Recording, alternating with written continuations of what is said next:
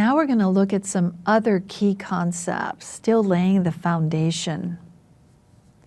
The first concept I want to talk about is framing.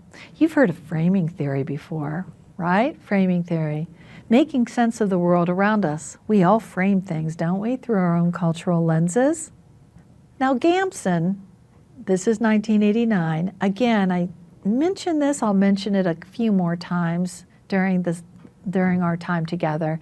And that is when you see a name like this, it's the last name of a scholar or a researcher who's come up with a body of literature about something. In this case, we're dealing with media and diversity and these issues of how diversity and gender and ethnicity and race are influenced by the media.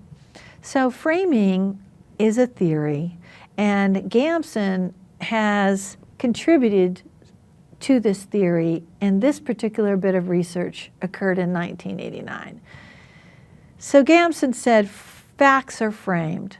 They're embedded in a frame or storyline that organizes them and gives them a coherence, selecting certain ones to emphasize while ignoring others. So what does that mean exactly? Let me talk about journalists. Journalists gather information, they gather facts, but they're also framing the story based on their own knowledge, their own experiences.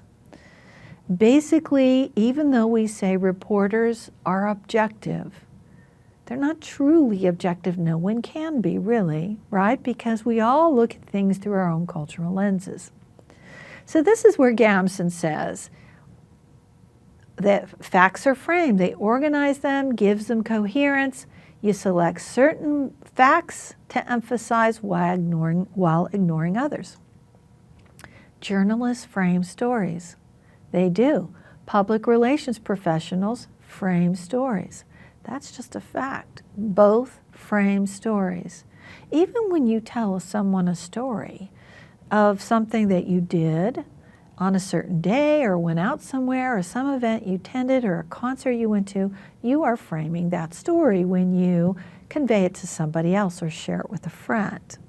You're deciding what facts to emphasize and what not to emphasize. Gitlin in 1980 also had some research to add to this. People often don't have first-hand knowledge of something. Thus, framing by journalists when telling a story affects people's attitudes and judgments about issues and individuals named in those stories.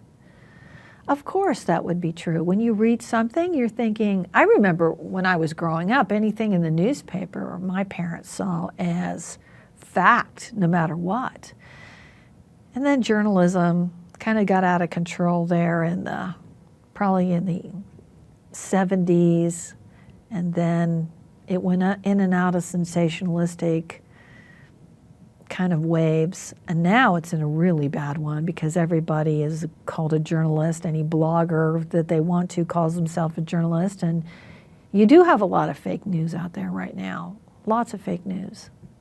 So basically when people read something and they don't know any better, it affects people's attitudes and judgments about something. Symbolic annihilation. Boy, that's a big word, isn't it? What does that mean? Symbolic annihilation was a concept developed by scholars or academics in their research. It says that media offers symbolic representation of society, and that representation can be seen as a form of power. So, especially when you consider the dominant coalition and, things that are covered, well, politicians are covered, political news is covered, certain things are covered. Maybe the environment is not covered as much as it should be. What's given power by that representation or that coverage? Social groups that are powerless can be ignored relatively easily. They can be marginalized, meaning put out to the sides, pushed out to the borders, out to the side. They're not heard. They're not represented properly, which in turn allows the media to focus on social groups that really matter, supposedly, that really matter, say the dominant coalition. Examples in your text refer to how the dominant coalition or social groups that really matter are straight, white, middle to upper class males. By the way, I'm not a male hater. I never have been. I come from a family of all men, and they're really good to me, and I love them. But anyway, it's just the dominant culture is seen as straight, white, middle to upper class males, not poor males, not homosexual males, but straight, white, middle to upper class. One thing I will show you, that's the example given in the text of that dominant culture. But I have to talk to you a little bit about the Orange County Register and its coverage of issues in Santa Ana, because we've even looked at that in symposiums on this campus, where I've had reporters from the Orange County Register, and we have a few who are part of on our faculty right now, who have covered some really amazing issues, particularly in the area of Santa Ana. And there's a lot of Latinos in Orange County. But when you look at the Orange County Register, it looks like it's geared to more of issues that deal with people in more affluent counties or cities, like, say, Irvine. So you don't see all the issues that are so important in Orange County, particularly those in Santa Ana, but you'll see a lot that are covered in the area of, say, Irvine and Newport Beach and some of the more affluent, Brea, and some of the more affluent areas. And we've talked about that quite a bit and how there's inequity there. Why is that? These issues are very important. We'll see. Tuckman, 1978, going back a bit, that media devalue women. And of course there's still very current research about this, how the media devalue women through absence of coverage. It used to be that women were only covered on the society pages or the lifestyle pages, and reporters who wanted to work at major metropolitan newspapers who were women were always assigned those pages, not the political pages or the news pages, but mostly the kind of fluff pages. Condemnation, meaning how they're treated or trivialized, and only valuable if they're young, thin, and attractive. And which brings me to current day. When you look at the female broadcasters on Los Angeles owned and operated stations, it's kind of scary in a way. I'll give you an example. I watch KTLA Morning News, and the women there, I love them. They are attractive. They're definitely attractive.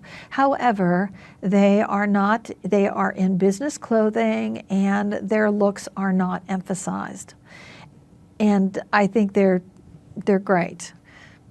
However, if you look at the afternoon news and you look at the evening news and you look at even a reporter or several reporters who are out in the field. I saw one just the other day, probably earlier this week. She's covering a traffic accident where there's a fatality. And here she is, you can see her cleavage. She has chandelier earrings on. Most of the women will know what I mean by that. They've got gems in them or crystals. She looks like she's going out to a party, like dressing up for an evening on the town. She does not look like she's reporting a story. It was the craziest thing. And I've seen this a lot when I flip to through the stations. And also their makeup, they could be, their makeup could be worthy of the Miss America pageant. That's how much makeup they have on, and false eyelashes and perfect makeup and ruby red lips. It's startling, I don't mind telling you. They look so out of place. It's kind of, it's a little unsettling, but I love glamour, so I don't get this. But anyway, why is that happening? I don't think that's their choice necessarily. It may be what the station is telling them to do. So take a look if you don't mind. Take a look at the women broadcasters, not just the anchors, but those out in the field and the Los Angeles owned and operated stations like KTLA, KCBS, KNBC.